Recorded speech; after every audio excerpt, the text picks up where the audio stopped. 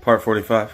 1,000 generations from Abraham until Christ were 42 generations. Matthew said from Abraham until David were 14 generations. From David until the carrying away into Babylon were 14 generations. And from the carrying away into Babylon until Christ were 14 generations. It's 42 generations.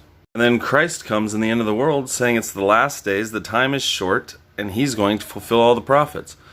And they said that circumcision was passing away then. After 42 generations, not 1,000 generations, not 40,000 years, not 70,000 years. This was simply Jewish language about completion.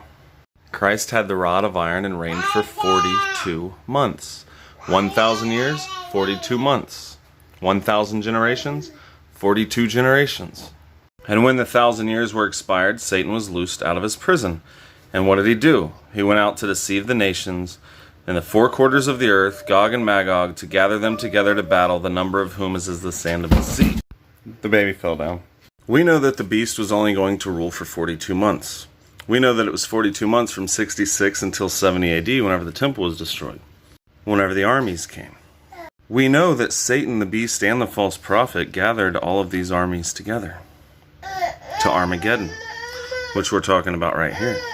So we also know that Satan was already let back out of his prison, because Satan, the beast, and the false prophet gathered these armies. Now whenever Rome, who was made up of all different nations, gathered together against Israel, just like all the prophets said, Gog, Magog, the four quarters of the earth, and all of Israel came from the four quarters also here to Armageddon, to this last battle. We know that it already happened. And the saints were reigning in the air with Christ, in the clouds, in the glory of their Father. And they were reigning over Jerusalem. And they went up on the breadth of the earth and compassed the camp of saints about, and the beloved city. And fire came down from God out of heaven and devoured them. Now where were these saints? They were ruling and reigning with God. And fire came down from God out of heaven and devoured them? So what city is it talking about them compassing about? They went up on the breadth of the earth.